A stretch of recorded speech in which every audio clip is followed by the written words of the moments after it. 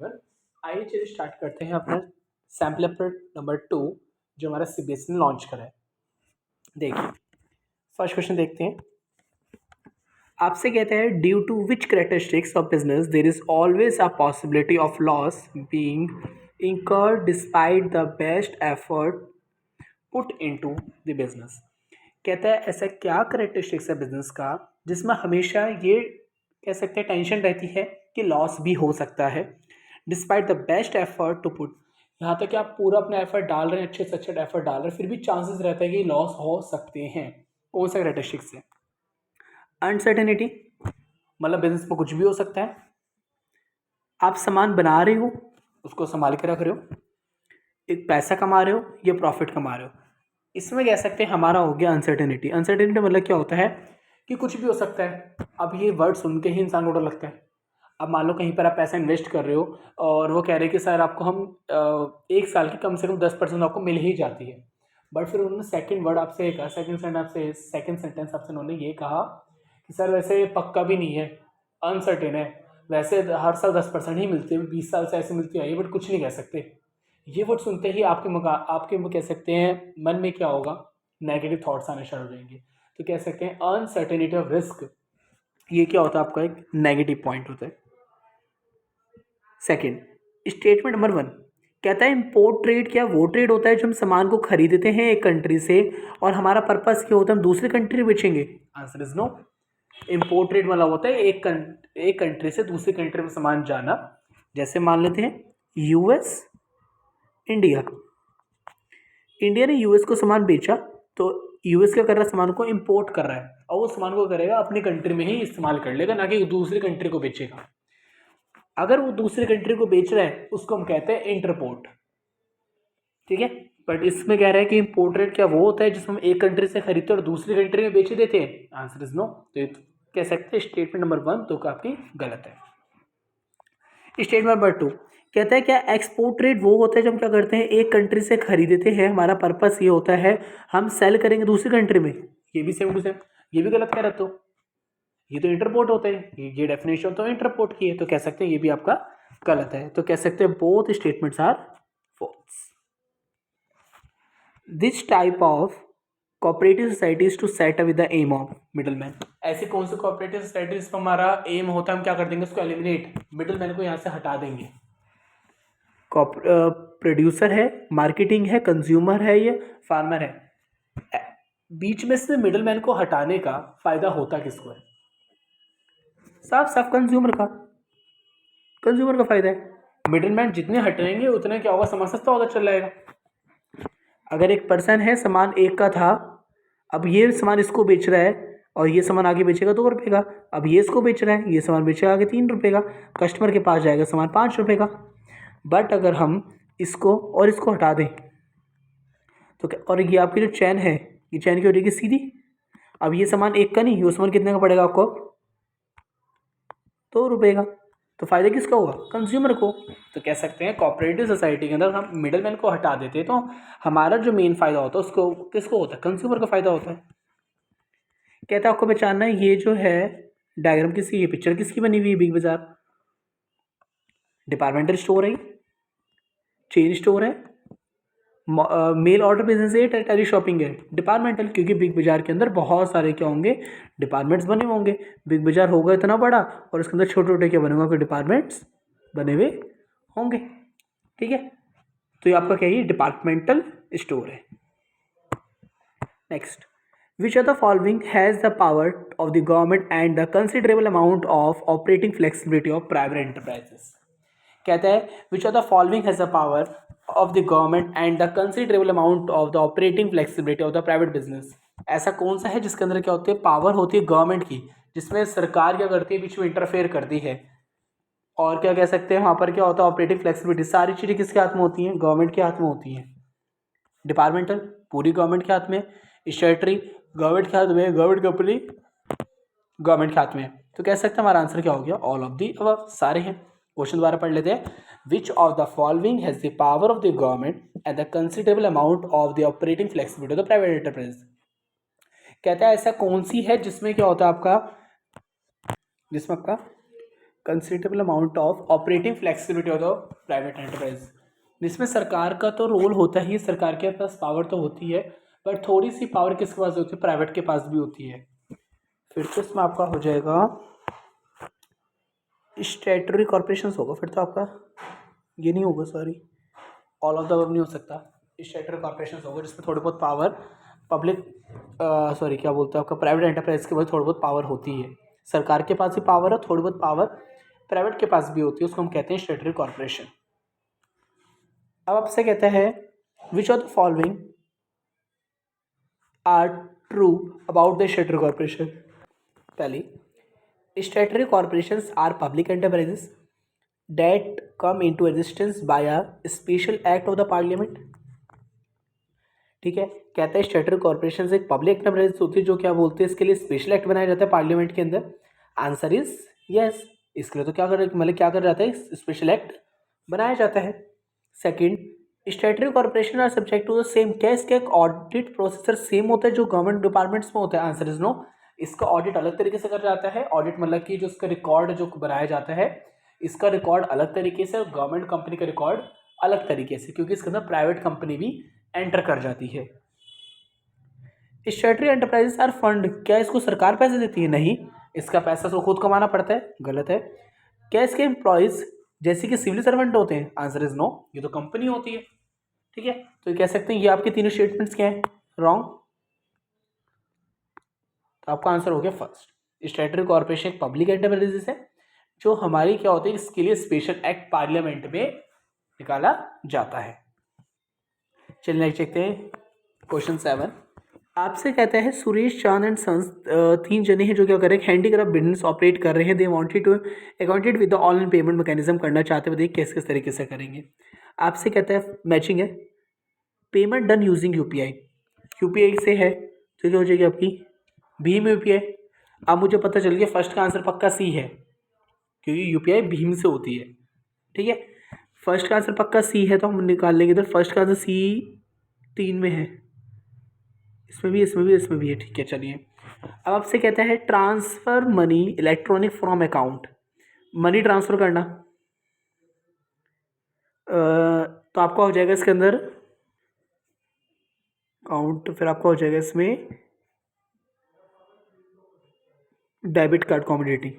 हम क्या करते हैं इलेक्ट्रॉनिक मनी से ट्रांसफर, मतलब कि इलेक्ट्रॉनिक मनी जो हमारे पास आती है, जैसे हमारे पास डेबिट कार्ड्स होते हैं, एटीएम कार्ड इलेक्ट्रॉनिक है, जो हम क्या करते हैं एटीएम में जाके अपने पैसे विड्रॉल कर लेते हैं। फिर आपसे कहता है गुड्स परचेस करने हैं, क्रेडिट पे उधार पे खरीदने हैं, तो आपका हो गया क्रेडिट कार्ड। अब मुझे पता चल गया सेकंड का आंसर डी है और थर्ड का आंसर ए है। थर्ड का आंसर एक तो ए इसमें है और एक इसमें है, तो बस मेरा आंसर पक्का ये हो गया, क्योंकि यहाँ पर ये भी मैच हो गया, ये भी मैच हो गया, और सारे मैच कर लो, आपके सारे मैच हो जाएंगे। ठीक है, और यही पता चल गया कि हमारा जो बचा payment done after receiving the cash on delivery. हमारे को क्या मिलती है, पेमेंट तब मिलती है जब हम उसको कर देते हैं कैश ऑन डिलीवरी कर देते हैं, मतलब कि अगर क्या होता है पेमेंट तब मिलती है जब हमारे पास क्या होती है डिलीवरी आ जाती है। अब अगर आपने मान लेते हैं अमेजोन से कोई सामान मंगवाया, अमेजोन कंपनी को पैसा कब मिलेगा, जब उस कस्टमर के पास डिलीवरी आएगी, क्योंकि उसने सीओडी पे टिक करा था कैश ऑन डिलीवरी पे। उसका मतलब क्या होता है कस्टमर के पास जब सामान आएगा तभी कस्टमर पेमेंट करेगा। ठीक है, तो कंपनी को पैसा तभी मिलता है वो उसके घर पे डिलीवरी हो जाती है सामान की। आगे देखते हैं which are the following is not applicable in the life insurance contract. कौन सा लाइफ इंश्योरेंस कॉन्ट्रैक्ट में नहीं आता है? पहला आता है conditional contract, unilateral contract, indemnity, gain on the work. Life insurance में ना ही कंडीशनल कोई कंडीशंस क्रिएट करी जाती है, ना यूनिलेटरल, मतलब कि ऐसा होगा तब उसकी पेमेंट मिलेगी। इसमें ऐसा नहीं होता है कि क्या बोलते हैं सामान जल जाएगा तब पेमेंट, ऐसा नहीं होता इसके अंदर।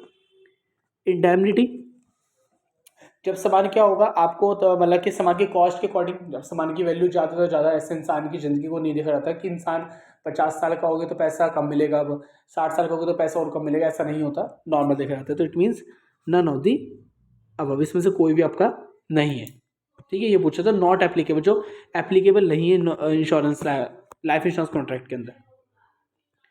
नेक्स्ट आपका आता है एक ऐसी फॉर्म जिसका क्या हो कंप्यूटर से सारा काम होता हो। A firm using a network of computer for placing orders, monitoring production, delivery goods, and making payment to its supplier supplier को पेमेंट कर रहे हो, सप्लायर मतलब कि यहाँ भी बिजनेस बैठा है, यहाँ भी बिजनेस बैठा है, आप क्या करते हो, इससे सामान खरीदते हो, अपनी कंपनी में लेके आते हो, ये आपका सप्लायर है, और दोनों क्या है, इट मीन दोनों बिजनेस है, B2B। अब कहते हैं right to information about the product, ऐसा कौन है जिसके पास अधिकार है कि प्रोडक्शन, जो भी सामान प्रोड्यूस हो रहा है, जो प्रोडक्ट्स है, उसके बारे में इंफॉर्मेशन गैदर करने का किसके पास अधिकार होता है आपका, ये कंज्यूमर के पास।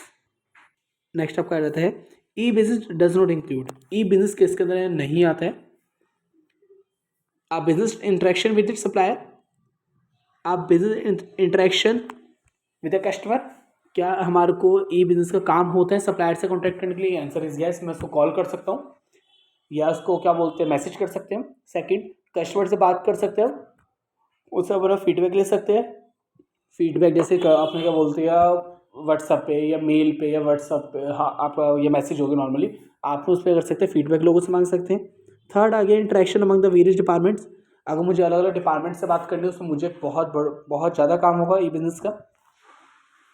ये geographical disperse unit of business, कि मतलब कि अगर हमारे को क्या करना है, बिजनेस को बहुत बड़े लेवल पे लेकर जाना है, इसमें फिर आपका सप्लायर हो जाएगा, क्योंकि सप्लायर से हम डील करने के लिए ई बिजनेस का इस्तेमाल नहीं करते। ई बिजनेस का मतलब होता है कि इलेक्ट्रॉनिक बिजनेस करना, मतलब कि किसी भी कस्टमर से इलेक्ट्रॉनिक मिलना, बट सप्लायर को तो हम जानते होंगे ना, उससे तो हम ई बिजनेस पे काम करेंगे नहीं। हाँ बट ये कि हम कस्टमर से ई बिजनेस पे काम करेंगे, और अलग अलग डिपार्टमेंट से बात करनी तो हम ई बिजनेस का इस्तेमाल करेंगे हम। और आपका interaction among the geographical dispersed, इस पर हम ई बिजनेस का इस्तेमाल करेंगे अगर मुझे अपने बिजनेस को बड़े स्केल में लेके जाना है तो। हाँ तो आपका आंसर है कि सप्लायर, आपका आंसर ये है, सप्लायर है कि हम जब भी हम सप्लायर से बात करेंगे उसमें हमारे को ई बिजनेस का काम नहीं होता है। ई बिजनेस मतलब कि इलेक्ट्रॉनिक, हम उसको कॉल करके मतलब कि नॉर्मल उसको बुला के बात कर सकते हो, जो हम उसको जानते हैं, बट हम अपने बिजनेस को बढ़ाना चाहते हैं तो ई बिजनेस में सप्लायर का कुछ काम नहीं है, हम कस्टमर को लाएंगे ई बिजनेस के थ्रू, और सेकंड हम बिजनेस को बड़े स्केल पे लेके जाएंगे, एंड थर्ड इज क्या करेंगे, अलग डिपार्टमेंट से बात करने के काम आएगा। अब आपका आता है state number 1, financing through equity shares less costly, क्या फाइनेंस हमारे को इक्विटी शेयर से लें, क्या वो चीज़ सही है, क्या वो कम कॉस्टली होती है, आंसर इज यस। अगर हम इक्विटी शेयर से पैसा लेते हैं तो उसमें हमारे को कॉस्ट कम लगती है, क्योंकि मुझे उसके अंदर डिविडेंड पे कंपलसरी नहीं है पे करना, तो वहाँ पर कॉस्ट हमारी कम लगती है। सेकंड, ये तो सही है आपका, इट मीन्स इक्विटी शेयर्स के पास के वोटिंग राइट्स होता है, आंसर इज यस। तो कह सकते हो दोनों स्टेटमेंट की आपकी ट्रू है। ये तो आपको याद करना है कि नेशनल स्मॉल इंडस्ट्रीज कॉर्पोरेशन जो सेटअप हुई थी कौन सी ईयर में हुई थी, 1955 में हुई थी। Literally work is protected under, literally work जो होता है आपका किसके अंडर प्रोटेक्ट होता है, कॉपीराइट के अंदर, कि आपको जो काम आपके नाम ही रहेगा वो, जब भी आपने कुछ काम करा है, आर्ट बनाया है, आप उस पर ले लेते हो, कॉपीराइट ले लेते हो कि आपका ये चीज़ को इस्तेमाल नहीं कर सकता, और करेगा तो उसके ऊपर कॉपीराइट का ऑप्शन आ जाएगा। Next question 15, are dash include, जिसमें शेप, पैटर्न, अरेंजमेंट, कलर, जब क्या कर लेते हैं आप अप्लाइड करते हैं एक आर्टिकल पे, इट मीन्स वो जो अभी लोगो होगा, जो भी आप लोगों का कलर, उसका डिज़ाइन, उसकी शेप, जब आप उसको रजिस्टर्ड करवा लेते हो हम उसको बोलते हैं ट्रेडमार्क। ट्रेडमार्क मतलब क्या होता है, वो जैसे हम आपको बताया एप्पल का जो भी साइन होता है एप्पल का आपका, ठीक है, वो क्या है उसने क्या कर रखा है, रजिस्टर्ड करवा रखा है, जो भी एप्पल का साइन है वो जो आपका, वो सारा क्या है उन्हें रजिस्टर्ड करवा रखा है, ये साइन कोई भी इस्तेमाल नहीं कर सकता। साइन रजिस्टर्ड करवाना या जो भी आपका सिंबल है उसको रजिस्टर्ड करवाना, वो क्या आपका ट्रेडमार्क है। Which of the following statements, जो स्टेटमेंट सही है बिल्कुल। पहला, load on branches of the bank can not be reduce by banking, क्या जब से ई बैंकिंग का आया है क्या बैंक का लोड, जो बैंक के ऊपर जो भार था लोगों का, वो उस पर कुछ फर्क नहीं पड़ा, गलत है। बैंक के ऊपर काफ़ी जो बैंक का लोड था, जो मतलब कि जो मतलब बैंक के ऊपर जो टेंशन थी बहुत कम होगी, तो कस्टमर आज के टाइम बैंक नहीं जाते, क्योंकि उसके पास बहुत सारी फैसिलिटीज़ ऑनलाइन मिल गई हैं। पहले अगर उसको पासबुक भी मतलब उसको स्टेटमेंट देखनी होती थी वो उसको बैंक जाना पड़ता था, बट आज के टाइम में कह सकते हैं ऐप्स आ चुके हैं, लोग अपने वहाँ पर ही कर लेते हैं, बैलेंस चेक कर लेते हैं, तो कह सकते हैं बैंक का काफ़ी ज़्यादा लोड क्या हो गया है, कम हो गया है। ये तो स्टेटमेंट गलत है, इसने क्या है नहीं हुआ है। क्या insurance insurance is based on the principle indemnity, क्या इंश्योरेंस इंडेमनिटी भी मतलब बेस्ड है? इंडेमनिटी मतलब क्या होता है, अगर आप 4 साल के हो गए तो आपको ज़्यादा पैसा मिलेगा, 5 साल के हो गए तो ज़्यादा पैसा मिलेगा, 2 साल के हो तो कम मिलेगा, ठीक है। और अगर आपका मान लेते हैं थोड़े हाथ खराब है तो आपको पैसा कम मिलेगा, ऐसा कुछ नहीं है, वो सामान में होता है, सामान खराब होगा तो पैसा कम मिलता है। नेक्स्ट, सर्विस आर के सर्विस इंटेंजिबल होती है? आंसर इज यस, सर्विस हमेशा इंटेंजिबल, सर्विस को हम कभी भी छू नहीं सकते। आज मैं आपको पढ़ा रहा हूँ तो जो वो पढ़ा रहे हैं तो हम उसको छू नहीं सकते, वो सर्विस दे रहे हैं हम आपको, तो सर्विस क्या होती है? हमेशा इंटेंजिबल होती है। नेक्स्ट, कौन सी जीएसटी लगेगी इसके अंदर अगर वो इंट्रा स्टेट है? इंट्रा, इंट्रा मतलब एक ही स्टेट के अंदर, उसमें आपकी सीजीएसटी भी लगती है, उसमें आपकी एसजीएसटी भी लगती है, तो दोनों आपकी हो गई ए एंड सी, सीजीएसटी और एसजीएसटी दोनों लगती हैं। वर्ल्ड ट्रेड ऑर्गेनाइजेशन कब आया था आपका? 1 जनवरी 1995 को आया था। आइडेंटिफाई करिए कौन सी स्टेटमेंट गलत है डब्ल्यूटीओ के लिए? To ensure of tariff and other trade barriers imposed by the different countries. आपको बताना है कौन सी इसमें से ऐसी है जो उद्देश्य नहीं है डब्ल्यूटीओ का। पहले इसमें कह रहा है क्या डब्ल्यूटीओ का उद्देश्य है कि बैरियर्स जो पाबंदियां लगी उसको हटाना? हाँ, उसका यही तो उद्देश्य होता है। क्या करना, जो पाबंदियां लगी हुई हैं दो कंट्रीज के बीच में, एक कंट्री इधर है दूसरी कंट्री इधर, जो यहाँ पर बैरियर्स लगे हुए हैं, डब्ल्यूटीओ का काम क्या होता है? इस बैरियर्स को हटा देना। वही आपसे कह रहा है कि डब्ल्यूटीओ का काम है हटाना। Answer is yes. क्या ये सामान को जो रिसोर्सेज उनको अच्छे तरीके से, बड़े अच्छे तरीके से इस्तेमाल करता है? Answer is yes. क्योंकि जब एक कंट्री के पास सामान ज़्यादा होता है वो क्या कर सकते हैं? दूसरी कंट्री को बेच देता है, क्योंकि वो अपनी कंट्री के रिसोर्सेज खराब करने से अच्छा है कि दूसरी कंट्री को बेचकर क्या कर लेगा, इनसे अच्छा खासा प्रॉफिट अर्न कर लेगा। तो कह सकते हैं हाँ, डब्ल्यूटीओ का यह भी ऑब्जेक्टिव है कि रिसोर्सेज को बड़े अच्छे तरीके से इस्तेमाल करना। थर्ड, क्या ये integrated and move viable during the train system? कहता है कि क्या बोलते हैं कि क्या ये सामान पहुंचाने के लिए काम आता है और सामान को खरीदने के लिए काम आता है, सामान को बेचने के लिए काम आता है? हाँ, डब्ल्यूटीओ ओपन इसलिए हुआ दो वर्ल्ड के बीच में ट्रांजेक्शन करवा देना। क्या ये प्रमोट करता है ऑर्डरली इंटरनेशनल मॉनिटरी सिस्टम? क्या ये इंटरनेशनल मॉनिटरी सिस्टम में कह सकते हैं कि क्या बोलते हैं प्रूव करता है? Answer is no. डब्ल्यूटीओ काम है सामान को इधर से उधर लेके जाना, बस इसमें पेमेंट की बात नहीं आती है कभी भी। तो आंसर हो गया आपका to promote international monetary system. अब नेक्स्ट आपका आ जाता है read the following assertion and reason. पहला, country can not manufacture the same level of quality at the same cost. क्या ये सही है कि हर कंट्री सेम टाइप का सामान सेम टाइप की क्वालिटी से एट सेम प्राइस पर बना सकती है? Answer is no. कंपनी का प्राइस हमेशा क्या होता है? अलग अलग होता है। हर कंट्री सामान जो बनाती है उनकी क्वालिटी और उनका प्राइस अलग अलग होता है। तो कह सकता है असर्शन में यही कहा गया है, अलग अलग होता है। आंसर इज यस, असर्शन तो सही है। रीजन कहता है ये ऐसा इसलिए होता है ड्यू टू अनइक्वल डिस्ट्रीब्यूशन, क्योंकि हर जगह रिसोर्सेज कम है। कहीं पर गोल्ड सस्ता मिलता है, कहीं पर गोल्ड महंगा मिलता है, क्योंकि वहाँ पर गोल्ड की क्या होती है? प्रोडक्शन होती है। कह सकते हैं क्या तो वहाँ से ही ज़्यादा गोल्ड निकल रहा हो, ठीक है।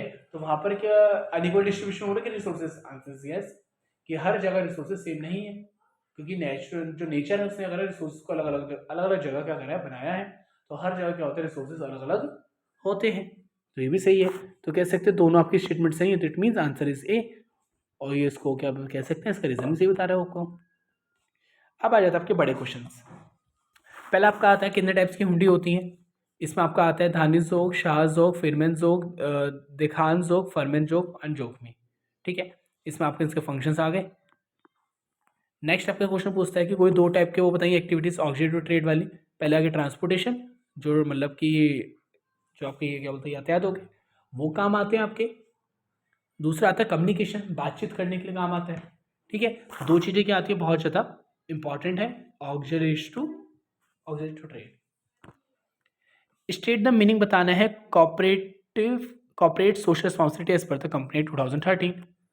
Corporate social responsibility, corporate social responsibility in general refers to the responsibility and duties of the business towards the society. The corporate social responsibility in India as governed by the Company Act 2013। कहता है कि corporate social responsibility वो होती है जिसमें क्या होता है, सॉरी जो इसमें आपको मीनिंग बताना है, कि ये सोशल रिस्पॉन्सिबिलिटी का मतलब क्या होता है। इसका मतलब ये होता है कि हमारे जिस सोसाइटी में हम रह रहे होते हैं हमारे को क्या करना पड़ता है, वहाँ के लोगों को वेलफेयर भी करना पड़ता है, क्योंकि हम उन्हीं से कर रहे होते हैं, पैसा अर्न कर रहे होते हैं। क्या इसमें आपको बताना है आगे, the meaning of the corporate social responsibility as per the company 2013 can be understood with the help of the activity. कुछ आपको कंपनी को ऐसी एक्टिविटी करनी है जिससे क्या हो जाए, लोगों की मदद हो जाए, हेल्प हो जाए। As per the schedule under the company act which include eradicating extreme hunger and poverty, जो क्या करना चाहते हैं, लोगों के अंदर जो गरीबी है, जो लोगों की भूख है, वो सब मिटाना चाहते हैं। ठीक है, लोगों को सही प्रकार का खाना मिल सके, उनकी गरीबी हट सके। क्या ये भी हमारे क्या सोशल रिस्पॉन्सिबिलिटी होती है कंपनीज की। And empowering women ensuring environment sustainability, क्या हम एनवायरमेंट को इम्प्रूव करना चाहते हैं? Answer is yes. अब नेक्स्ट आपका रहता है, how would you differentiate between the street trader and the street shops. दोनों में डिफरेंस क्या है? पहला, जो स्ट्रीट ट्रेडर होते हैं ना, उनकी क्या होती है, जनरली सस्ते सामान पे सामान को बेचते हैं, सस्ते प्राइस पे करते हैं, सामान को बेचते हैं। बट इनका थोड़ा क्या होता है, ये कहाँ से ट्रेडेड होते हैं, रोड की साइड इनकी शॉप्स ओपन होती हैं। इनकी कोई परमानेंट जगह नहीं, ये रिक्शा मतलब कि कह सकते हैं जो रेडी पर सामान लेके बेच रहे होते हैं, इनकी परमानेंट शॉप होती है। ये स्टेशनरी, खाने की चीज़ जैसे कि सब्जियां, फल, ये बेच रहे होते हैं रेडियो पे। और इनकी क्या होती है, ग्रोसरी शॉप्स, जूतों की दुकान, कपड़ों की दुकान, इनकी क्या होती है, परमानेंट शॉप होती है। कहता है itinerant trader have a integral part of the internal trade in the India. कहता है कि जो इटिनेंट ट्रेडर है वो इंटीग्रल पार्ट है internal trade in the India. Analyse the reason, बताइए ऐसा क्यों है और ये कैसे सर्वाइव कर रहे हैं लार्ज स्केल के बीच में। इटिनेंट इटिनेंट होते क्या हैं, जिनकी कोई फिक्स शॉप नहीं होती है, और ये कैसे सस्टेन कर रहे हैं इतने बड़े मॉल्स के आगे। कहता है इटिनेंट ट्रेडर वो ट्रेड होते हैं इनकी कोई फिक्स जगह नहीं होती है, एंड ये एक जगह से दूसरी जगह सारा दिन मूव करते रहते हैं कस्टमर को ढूंढने के लिए। फर्स्ट रीज़न तो ये है कि क्या बोलते हैं, कैसे स्टैंड कर पा रहे हैं इतने बड़े लार्ज स्केल के आगे, मॉल्स के आगे। ये क्या करते हैं, छोटे ट्रेडर होते हैं, ये कस्टमर्स के पास तक जाते हैं, एंड बैकवर्ड एरिया जहाँ पर क्या होता है बहुत लो क्वालिटी के लोग रहते हैं, जो मॉल नहीं जाते हैं, उनके आसपास क्या करते हैं, मूव करते हैं। और जो इंसान मॉल नहीं जाता वो क्या करते हैं, लोग इन्हीं से, जो रेडी वाले उनसे सामान खरीद लेते हैं। ये क्या करते हैं, नॉर्मली सामान बेचते हैं जो डेली घरों में यूज़ होता है। तो डेली लोग मॉल तो जाएंगे नहीं, उनके पास इतना टाइम तो होता नहीं है, तो ये कर लेता है अपने घर के आसपास जो रेडी वाला आया तो उससे सामान खरीद लेते हैं। थर्ड, इनकी कॉस्ट थोड़ी क्या होती है, कम होती है जो रेडी वाले होते हैं। क्यों? इनका खर्चा कुछ नहीं होता। बट जो मॉल वाले होते हैं या शॉप्स वाले, उनको अपना एसी जो चल रहा है मॉल के अंदर उसका खर्चा भी निकालना पड़ता है, वो खर्चा सामान की जो कॉस्ट होती है उसको ऐड कर देते हैं। बट जो रेडी वाले हैं वो तो एसी है नहीं उनके पास, तो वो तो कॉस्ट कुछ ऐड करते ही नहीं है। तो इसलिए जो रेडी वाले होते हैं सामान थोड़ा सस्ता आपको दे देते हैं एज़ कम्पेयर टू जो मॉल में बिक रहा होता है। The emphasis of such trade is on the providing the greater customer service by the making the products available at the very doorstep of the customer. This make it convenient for the customer and the, ये करते हैं लोगों के घर के पास तक जाते हैं, मॉल कभी भी घर के पास नहीं जाता है, लोगों को मॉल खुद जाना पड़ता है। बट ये क्या आते हैं जो क्या बोलते हैं, जो ट्रेडर्स होते हैं, ये इटिनेरेंट जो रेडी वाले होते हैं, क्या करते हैं, लोगों के बिल्कुल घर के पास ये सामान को आकर बेचते हैं। नेक्स्ट आता है आपका बिल ऑफ लीडिंग क्या होता है और ये बिल ऑफ एंट्री से कैसे अलग है। फर्स्ट ऑफ ऑल तो बिल ऑफ लीडिंग क्या होता है, the forwarding agent along with the mate receipt. Mate receipt देते क्या होती है, जब भी जो शिप होती है उसके अंदर जो कैप्टन अपने पास सामान शिप में रख लेता है, एक रिसिप्ट जनरेट करता है मेट रिसिप्ट। ठीक है, मेट रिसिप्ट के टू टाइप्स होते हैं, clean and foul receipt. Clean receipt तब जनरेट करता है सामान सही मतलब कि सही कंडीशन में ऊपर चढ़ गया और शिप के अंदर, तो वो क्या करेगा, क्लीन रिसिप्ट जनरेट करेगा। अगर सामान चढ़ाते वक्त सामान को टूट गया या पहले से ही टूटा हुआ था तो जनरेट करता है फाउल रिसिप्ट। तो कहता है कि क्या बोलते हैं, he fills a form the bill of lading depositing along with the mate receipt. उसको करना पड़ता है जब ये बिल जनरेट हो जाता है, वो bill same to same bill agent को कहाँ जाना होता है, जो ऑफिस होता है वहाँ के शिप का, वहाँ पर जाके उसको बिल को अटैच करना होता है जो भी मेट रिसिप्ट जनरेट करिए, और कुछ फीस भरनी होती है। Signing it they return the bill of leading of the two the forwarding agent. कह सकते हैं यहाँ पर क्या होता है, बिल ऑफ लेडिंग किसको मिल जाता है, फॉरवर्डिंग एजेंट को सारा फाइनल करके मिल जाता है। अगर दूसरी ही बात करें, bill of entry is filled by the importer for the assessment of the custom import duty. One appraiser examines the document carefully and gives examination order. कहते हैं यहाँ पर क्या होता है, दूसरी बात करें तो बिल ऑफ एंट्री इस फील्ड बाय द इम्पोर्टर, इसमें क्या होता है, इम्पोर्टर फील्ड करते हैं for the assessment of the custom import duty. यहाँ पर क्या होता है, इम्पोर्ट ड्यूटीज लगाई जाती हैं। One appraiser examines the document, पहले डॉक्यूमेंट्स को सारा पढ़ा जाता है एंड सारे ऑर्डर को समझा जाता है। And after that the importer क्या करता है, documents prepared by the appraiser and pays the import duty. फिर जब ये कहता है कि हाँ भाई आपके डॉक्यूमेंट सही हैं, फिर करना पड़ता है इम्पोर्टर को पेमेंट करनी पड़ती है, जो भी ट्रांसपोर्टेशन के चार्जेस हैं, तब जाके बिल ऑफ एंट्री क्या होती है आपकी, रिलीज करी जाती है। ये एक्सपोर्टर में होती है और ये इंपोर्टर में होती है आपकी। नेक्स्ट आपका क्वेश्चन आता है, क्या बेनिफिट है कि joint venture and the public private partnership का। एक एक करके बताना है, पहले बता देते हैं। जॉइंट वेंचर का बेनिफिट, इंक्रीज रिसोर्सेज। जब भी दो कंपनीज आपस में मिल जाती है तो ए कंपनी के पास भी कुछ पैसा होगा प्लस बी कंपनीज के पास भी कुछ पैसा होगा, दोनों के पास मिलके पैसा बहुत बढ़ जाता है, तो कंपनी को चलाना बहुत ज़्यादा आसान होता है। जैसे हमने एग्जाम्पल ले रखे थे जॉन जैकब एंड लेंसकार्ट, दोनों के पास काफ़ी ह्यूज अमाउंट में कैपिटल होती है, दोनों को जब आपस में मिलकर काम करते तो हमारे पास कैपिटल बढ़ जाती है दोनों के पास। सेकंड, न्यू मार्केट्स में काम कर सकते हैं,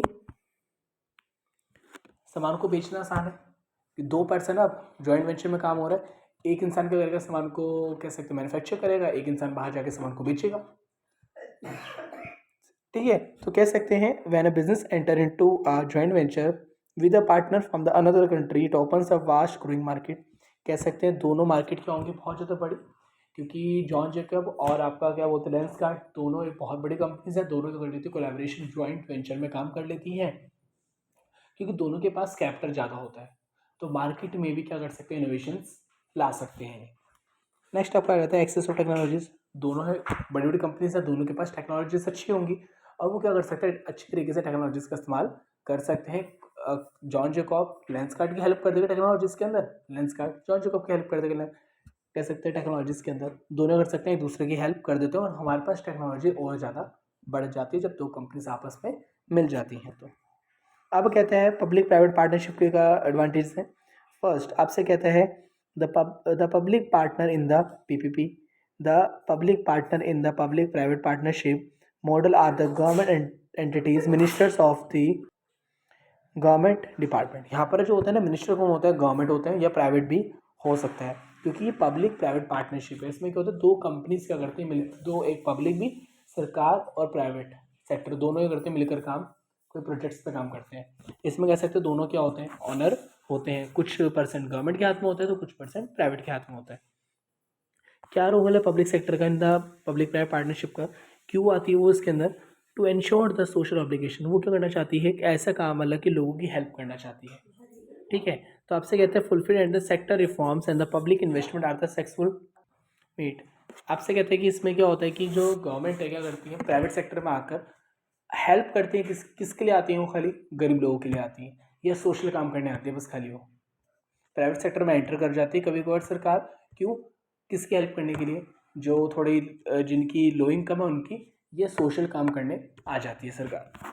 थर्ड, क्या रोल है प्राइवेट सेक्टर का, the role of the private sector is to make uses of the expertise in the operations managing and the innovation to run the efficiently. इससे क्या होता है, काम बहुत ज़्यादा क्या होता है, एफिशिएंटली वर्क करता है। कहते हैं पब्लिक प्राइवेट और सेक्टर जो है, या कह सकते हैं public sector is to the make use of the expertise in the operations and managing and innovations. क्या करते रहते, क्या कर सकते हैं, वो काम के अंदर इनोवेशंस ला सकते हैं, क्योंकि दोनों कह सकते हैं सरकार क्या करती है, फंड प्रोवाइड करती है, और जो प्राइवेट है क्या करता है, मैनेजमेंट अच्छा करता है, तो दोनों मिलकर कर सकते हैं, अच्छे से काम कर सकते हैं।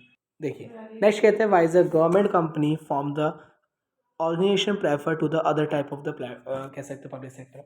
पब्लिक सेक्टर में आपको टोटल आपको तीन होते हैं, government company, स्टेटरी and department undertaking. तो गवर्नमेंट कंपनी बेस्ट क्यों है, इन दो से, इसको बनाना बहुत ज़्यादा ईजी है, इसके लिए कोई स्पेशल एक्ट पास करने की नीड नहीं होती है। ऑटोनॉमी, यहाँ पर क्या होता है, तो government company can function independently. यहाँ पर क्या होता है, सरकार बड़े आराम से काम कर सकती है, क्योंकि ये कंपनी एक मैनेजर के हाथ दे दी जाती है तो सरकार ज़्यादा बीच में बोलती नहीं है।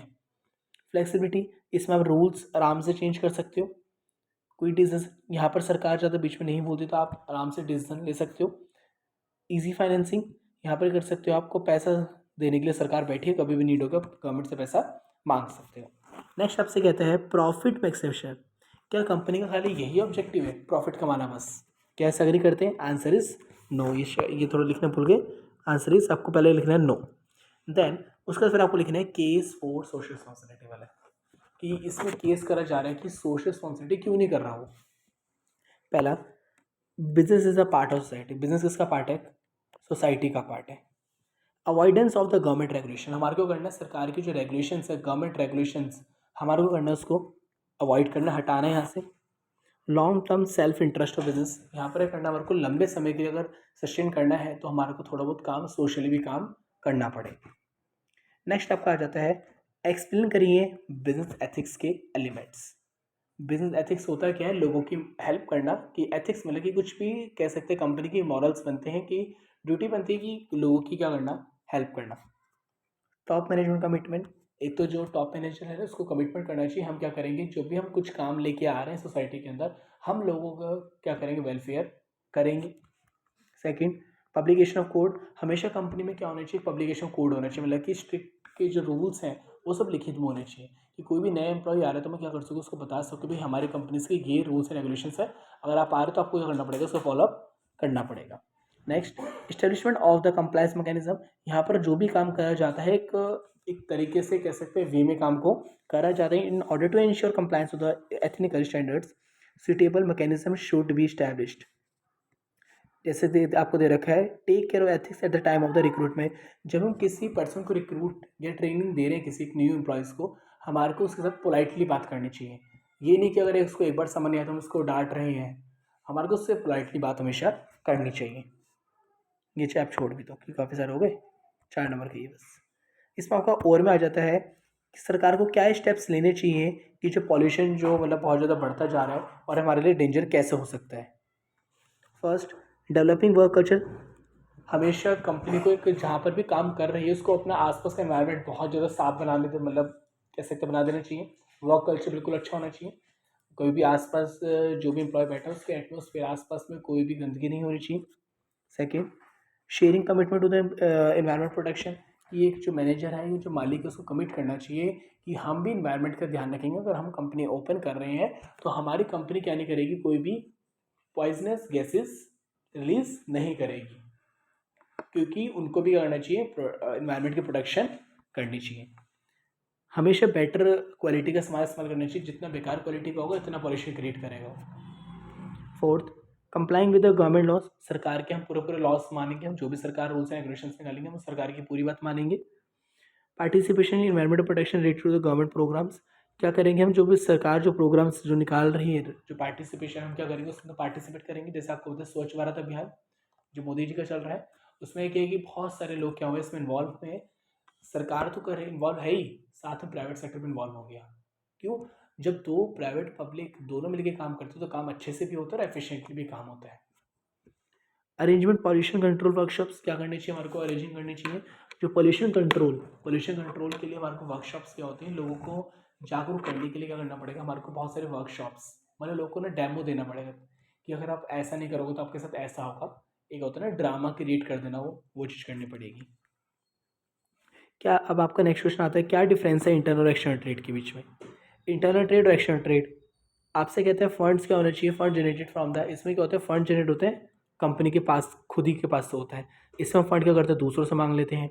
ये आपका क्या करता है, खाली शॉर्ट टर्म और लिमिटेड नीड्स पूरी कर सकता है, या आपका बड़े अमाउंट को भी कर सकता है, नीड्स को पूरी कर सकता है। ये कि मतलब अगर आपको बहुत बड़ा बिजनेस एक्सपेंड करना तो आपको एक्सटर्नल फंड की जरूरत पड़ेगी। थर्ड, इसमें कोई सिक्योरिटी की जरूरत नहीं होती, खुद का पैसा होता है, इसमें आपको सिक्योरिटी देनी पड़ती है। यहाँ पर खर्चा बहुत कम लगता है, यहाँ खर्चा काफ़ी ज़्यादा लगता है, क्योंकि आप दूसरों से पैसा मांगते हो तो आपको बहुत सारे गिरवी सामान रखना पड़ता है, तो कॉस्ट काफ़ी हाई होती है, ऊपर से इंटरेस्ट भी पे करना पड़ता है। बट खुद के पैसे को इंटरेस्ट पे नहीं करना पड़ता। यहाँ पर इसमें कौन कौन आते हैं, आपके सरप्लस इन्वेंट्री, आपका एक्स्ट्रा पैसा बच गया या आपने क्या कर लिया उस पैसे को रिटेन अर्निंग कर ली, छुपा के रख लिया। इसमें कि ये पैसा कहाँ से ले सकते हो आप, डिबेंचर से, और क्या बोलते हैं आपसे, बैंक से ले सकते हो, पब्लिक डिपॉजिट से आप पैसा रेज कर सकते हो। नेक्स्ट क्वेश्चन आपका आता है कि ऑनर फंड क्या होता है और ये सुटेबल क्यों नहीं है। ऑनर फंड मतलब होता है कि जब कंपनियां करती हैं फंड प्रोवाइड करते हैं मालिक, जब मालिक का पैसा उसको होता है उसको बोलते हैं ऑनर फंड। क्यों? क्योंकि इसमें आपसे कहता है सुटेबल क्यों नहीं है, इसकी कॉस्ट क्या होती है, कई बार हाई होती है तो कंपनीज को सुटेबल नहीं होती है। फाइनेंशियल स्ट्रेंथ आपकी होती है इसमें आपके, तो कहते हैं the choice of the source of fund business should be in a sound financial position. Business हमेशा क्या होना चाहिए, बिजनेस की फाइनेंशियल पोजीशन ऐसी होनी चाहिए कि कोई इंसान उसको सुन के एकदम से लोन दे सके। पर्पस होता है पर्पस एंड टाइम पीरियड, क्या पर्पस इस चीज़ का, क्या टाइम पीरियड होता है। ठीक है, कि आप जो भी लोन ले रहे हो, जो भी इक्विटी मतलब फंड ले रहे हो आप, तो आपको ये पैसा मतलब कब पे करना पड़ेगा। रिस्क प्रोफाइल, यहाँ पर रिस्क प्रोफाइल पूरी चेक की जाती है, क्या क्या रिस्क है क्या क्या है, सब चीज़ें क्या करती हैं यहाँ पर चेक करी जाती हैं। फिर नेक्स्ट आपका आ जाता है international business is more than the international trade. International business अच्छा क्यों है इंटरनेशनल ट्रेड से। International business refer to the business transaction that take place across the, ये कि इंटरनेशनल बिजनेस मतलब होता है हम क्या करते हैं सामान को इधर से उधर बेचते हैं, इसमें आपकी यहाँ तक कि इंटेंजिबल भी आ जाती है, सर्विसेज को बेचना वो भी क्या होता है इंटरनेशनल बिजनेस होता है। इंटरनेशनल ट्रेड क्या होता है, जिसमें क्या होता है हम सामान को इधर से उधर बेचते हैं बट इसमें टेंजिबल ही आता है। बट इंटरनेशनल बिजनेस में टेंजिबल और इंटेंजिबल दोनों आ जाते हैं, बट इंटरनेशनल ट्रेड में खाली क्या आता है बस। अब आता है आपका import and export of services, इसमें आ जाता है इम्पोर्ट एक्सपोर्ट सर्विसेज होती हैं, फॉरेन इन्वेस्टमेंट्स होती हैं, direct investment, foreign portfolio investment. अब आपसे कहते हैं कि CB क्वेश्चन आ जाता है, उमा एक विलेज गर्ल है जो क्या कर रही है दिल्ली आना चाहती है अपने रिलेटिव से मिलने के लिए, एंड वो क्या करती है अपने कज़न के साथ जाती है एक शॉप पे, एंड उस शॉप में सेंटर लोकेटेड होती है। She become astonish by this, वहाँ पर क्या होता है बहुत सारा सामान होता है, वहाँ बहुत सारा सामान होता है, तो कौन सी शॉप पर, डिपार्टमेंटल, क्योंकि डिपार्टमेंटल में क्या होता है बहुत सारा सेंट्रली मतलब कहीं एक कह सकते हैं घरों के आसपास बीच में लोकेटेड होती है, मॉल्स जो बने होते हैं बहुत सारे घरों के बीच में बने होते हैं। आपको बताना है कि आपको कहाँ से पता चला, ये हमारे को ये लाइन लिख देना क्यों हमारे को यहाँ से पता चला, कुछ कैरेक्टरिस्टिक्स लिख देना, ये एक रूफ के नीचे होता है, यहाँ बहुत सारा सामान आपको मिल जाता है, ये सब चीज़ लिख देना। कुछ फ़ायदे भी लिखने हैं, ये बड़े स्केल पे काम करता है। ठीक है, इसमें ये क्या करता है एक चीज़ में स्पेशलाइज होता है, ये हमेशा सेंट्रल लोकेशन होती है इसकी, इसको एडवर्टीजमेंट करना बड़ा आसान होता है। क्वेश्चन 32 आपसे कहते हैं how do small scale industries contribute to social economic development of India. कैसे स्मॉल स्केल इंडस्ट्रीज क्या करती हैं, कंट्रीब्यूट करते हैं to the social economic development of India. Small business का क्या रोल है, स्मॉल बिजनेस अगर छोटे छोटे बिजनेस भी क्या करते हैं एम्प्लॉयमेंट क्रिएट करते हैं, जो हमारे घर के आसपास शॉप्स होती हैं कर सकते हैं, वो छोटी शॉप से करती हैं एम्प्लॉयमेंट जनरेट करती हैं। Second, opportunity for the artisans, artisans के पास क्या होती है बहुत सारी अपॉर्चुनिटीज़ होती हैं सामान को बेचने की। Third, balance regional development, this enterprise are often dependent on the local source of production, so this business can be carried at any place. ये क्या होता है बिजनेस आप कहीं पर भी ओपन कर सकते हैं, आपका सामान कहीं पर भी आसपास बिक सकता है, क्योंकि आपके कह सकते हैं शॉप्स क्या होती है छोटी होती है।